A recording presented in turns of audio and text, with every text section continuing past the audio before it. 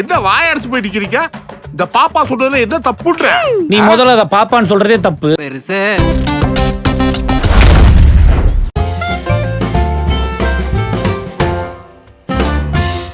அந்த காலத்துல எல்லாம் நீங்கள் ஒரு படம் ஹிட், உங்கள் பேனர் பெரிய ஹிட்டான பேனர் நீங்கள். அப்போ நீங்கள் நினச்சிருந்தா நீங்கள் சொல்கிறது தான் விலை. ஆனால் அவங்க எம்ஜிஆர் மாதிரி தான் படம் நல்லா ஓடணுங்கிறதுக்காக நியாயமாக கொடுப்பார். அதே மாதிரியே பண்ணியிருக்கீங்க. இல்லை, அது வந்துங்க தலைவர் நான் எடுத்த படங்கள் எல்லா படங்களுமே ப்ரிவியூ ஷோ பார்த்தேன். அதான் அதை பற்றி சொல்லுங்கள். இல்லை, எல்லா படங்களுமே ப்ரிவியூ. அவர் தான் ஃபஸ்ட்டு பார்ப்பாருன்னு சொன்னாங்க. ஆமாம், எல்லா படங்களுமே ப்ரிவியூ ஷோ. ஃபஸ்ட்டு பயணங்கள் முடிவதில்லை, ரெண்டாவது இளமை காலங்கள், மூணாவது நான் பாடும் பாடல், நாலாவது உன்னை நான் சந்தித்தேன்.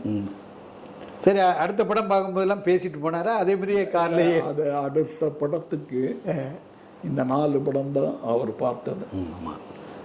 இந்த 4 படம் அவர் பார்க்கக்கூடிய சூழ்நிலைக்கு பின்னாடி அவர் உடல்நிலை சரியில்லை அப்படின்ட்டு அமெரிக்கா போயிட்டார். அப்புறம் பார்க்குற ஒரு வாய்ப்பு இல்லை.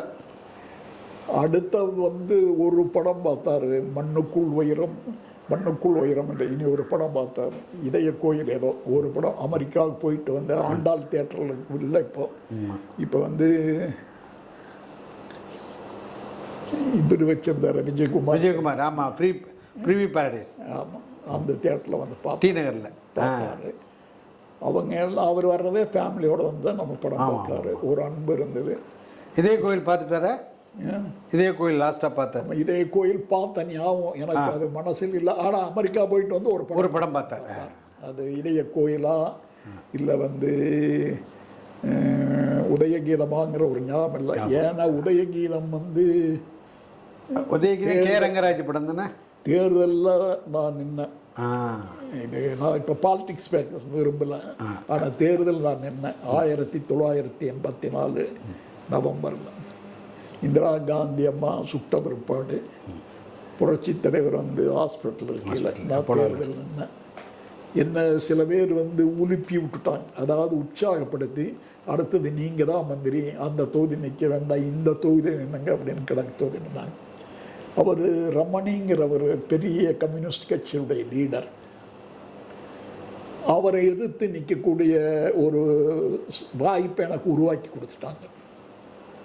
அந்த வாய்ப்பு அதில் நிற்கையில் எனக்கு வெற்றி பெற முடியுங்கிற ஒரு நம்பிக்கை இருந்தது. உள்கட்சி போராட்டத்தில் 16 கிளை செயலாளர்கள் சுயேட்சையாக போட்டாங்க. 21,000 ஓட்டு 16 கிளை செயலாளர் வாங்கினாங்க. 900 ஓட்டில் நான் தோற்றேன். அந்த தோற்ற பிற்பாடு தலைவரை சந்திக்க போகிறேன். அப்போ தான் அந்த April 14 உதயகீதம் April 14 அதுதான் பார்த்துருக்குன்னு எனக்கு ஞாபகம். தலைவர் பார்த்துருக்கேன். உங்கள் உதயகீதத்துக்கு அடுத்த படம் என்ன சார்? அடுத்தது இதய கோயில். அதுதானே இதய கோயிலில் இவர் சத்யா மூவிஸுக்கு ஒரு படம் பண்ண மணிரத்னம் வந்தார். அதுதான் அந்த கதை. அதுதான் ஒரு ரொம்ப இன்ட்ரெஸ்டிங்காக இருக்கும். ஆமாம், மணிரத்னம் வந்தார். எது சத்யா மூவிஸ்க்கு ஒரு படம் பண்ண மணிரத்னம் வந்தார். சரி, அது பகல் நிலவுன்னு நினைக்கிறேன். பகல் நிலவு ஒரு படம் பண்ணார். அந்த படம் சத்யஜோதி. அது சத்யஜோதி. அந்த படம் அண்டர் ப்ரொடக்ஷனில் இருக்கீங்கள. நான் மணிரத்னத்தை போய் ஒரு தடவை கேட்டேன், இப்படி ஒரு படம் பண்ணுங்க அப்படின்ட்டு. அவர் ஆனந்த விகடனில் என்னை தப்பாக பேசுகிறான் அப்படி மறைமுகமாக சொன்னார். என்ன அப்படின்னா, நான் பண்ணின மோசமான படம் இளமை இந்த இதய கோயில் அப்படின்னார். அப்புறம் குமுதம் கேட்டாங்க இப்படி சொல்கிறாருன்னு. அவருக்கு வாய்ப்பு வந்ததே மதர்லேண்ட் பிக்சர்ஸில் என் மகன் வற்புறுத்தினதால வாய்ப்பு வந்தது. என்னுடைய சன் சொன்னால், இவர் ரொம்ப இளைஞராக இருக்கார், இவருக்கு கொடுங்க வாய்ப்பு, நல்லா பண்ணுவாங்கன்னு. 2 famous heroine Ambika Radha, including மோதன், மிகப்பெரிய சக்ஸஸ்ஃபுல் சாங். இதெல்லாம் அவரே செஞ்சது, எல்லாம் பண்ணார். 2 மாதம் நடைபெற சூழ்நிலை 4 மாதம் ஷூட்டிங் நடத்தாங்க. 4 மாதம், 2 மாதத்தை முடிக்க வேண்டிய 4 மாதம் ஷூட்டிங். ஒரு இடம் போவார், கல்யாண மண்டபம் வடவழனிக்கு பக்தாடு, அவர் பிடிக்கல பேக்கப் அப்படின்னாரு, அதை மாற்றி பண்ணினேன். படம் ரிலீஸ் ஆகி ஃபஸ்ட் ரிலீஸில் ஸ்லோவாக போச்சு, செகண்ட் ரிலீஸ் போகையில் சூப்பர் டூப்பர் ஹிட்டு அந்த படம். அதாவது இது ஃபர்ஸ்ட் ரிலீஸுக்கும் செகண்ட் ரிலீஸுக்கும் எவ்வளோ கேப் இருந்தது? அது என்ன ஒரு 10 நாள் அவ்வளோதானே. உங்களுக்கு சரியா கரெக்டாக வந்து உங்களுக்கு அது எப்படி சொல்லுன்னா ஷிஃப்டிங்னு இருக்கும். அப்போ அந்த ஷிஃப்டிங்கில் நல்லா கோயம்புத்தூரில் வந்து ஒரு படம் ஓடுதுன்னா அது ஃபர்ஸ்ட் ரிலீஸு. இப்போ வந்து இப்போ எல்லாம் போகுது. இப்போ அதே வந்து தாராபுரத்தில் ஓடுது, திருப்பூரில் ஓடுதுன்னா செகண்ட் அப்படி ஒரு சூழ்நிலை வந்து பெரிய ஹிட்டு. அவர் ஏன் அப்படி சொன்னாருன்னு தெரியல. ஆனால் உங்களை பாடப்படுத்தினாருன்னு அப்போ நான் குமுதத்தில் இருக்கும்போது நான் வந்து உங்களையோட ஒரு தடவை வந்து பார்த்தேன். இதுமாதிரி ஷூட்டிங்லாம் ரொம்ப லேட்டு, ஷிஃப்ட் இதெல்லாம் ஆகுது அப்படின்னோட ஒரு இது வந்தது. அது வந்ததுக்கு காரணம் வந்து பல பேர் காரணம் இருக்கலாம். இந்த இதய கோயில் முடிஞ்ச பிற்பாடு அந்த இதய கோயில் நடக்கையிலேயே ஒரு 10 ப்ரொடியூசர் உட்கார்ந்துருப்போம். அந்த பிரசாத் ஸ்டுடியோவில் திண்ணை மாதரை கட்டி விட்டுருப்போம். ராஜா வருவார், அவர் அங்கிருந்து வந்தாருன்னா 10 பேர் அண்ணா எங்களை ரீரெக்கார்டிங் பண்ணணும் அப்படின்ட்டு. அப்போ முதல் மரியாதை ரிலீஸ். ஆமாம், அந்த ரிலீஸுக்கு முதல் மரியாதை வருது, நம்மளது இதே கோயிலும் வருது. அப்போ வந்து இவர் என்ன செஞ்சாருன்னா, பாரதி ராஜா வந்தார், படாயன்ற படம் ரிலீஸ் பண்ணுறது, இன்னும் ரீரெக்கார்டிங் பண்ணாமல் உட்காந்துட்டு இருக்கீங்க அப்படின்னு யார் சித்ரா லட்சுமி யாரோ கேட்டார். எங்கடா ராஜா அப்படின்னாரு. உள்ளே இருக்காரு, வீடு வீடுன்னு போனார். ஏன்னா கொடுத்த டேட்டா அவருக்கு மாறி போச்சு. அது மாதிரி வந்து சினிமாவில் வந்து சந்தர்ப்பங்கள் சூழ்நிலைகள் கரெக்டாக மெயினாக. ஆனால் சூப்பராக பண்ணார் ராஜா சார் அந்த இதய கோயிலுக்கு. அது சக்ஸஸ் ஆச்சு. முதல் மரியாதை அவருக்கு சூப்பராக பண்ணார், அது சக்ஸஸ். ரெண்டும் ஒரே டைம் ரிலீஸில் அது. ஆமாம், ஒரு 10 நாள். அதான் அந்த அந்த இயரில். சரி சார், அதுக்கு அடுத்தது இதய கோயிலுக்கு அடுத்தது உங்கள் படம் என்ன? இல்லை, இதய கோயிலில் எனக்கு வந்து ஏன் அண்ணா. ஆனால் மணிரத்னம் உங்கள் கம்பெனிக்கு நேராக வந்து அலைஞ்சி ஸ்கிரிப்டை கொடுத்து இப்போ வந்து போனதான்னு சொன்னாங்களே, அது அது ஸ்கிரிப்டுன்னு மணிரத்னம் உங்கள் ஆஃபீஸுக்கு வந்து அவரே கதையை ஸ்கிரிப்டு சொன்னதாகவும், அது நீங்கள் பல முறை அது ஆரம்பத்தில் எல்லா டைரக்டருக்கும் அதான் அதை சொல்லுங்க. என்ன அதான முக்கியம். அவர் உங்க ஆபீஸுக்கு வந்தாருங்கிறதே ஒரு பெரிய விஷயம் தானே. அது விஷயம் எனக்கு அப்ப கிடையாது. அது வந்து அவர் தேவை, அவர் வந்தார் ஆபீஸுக்கு. நாம அப்ப வந்து பவர்ஃபுல்லா இருக்கிறோம், நம்பர் 1ல இருக்கீங்க. எத்தனையோ ப்ரொடியூசர்ஸ், நான் ஓப்பனா சொல்றேன்னா உங்களுக்கு, எத்தனையோ ப்ரொடியூசர் கஷ்டப்படுறாங்க.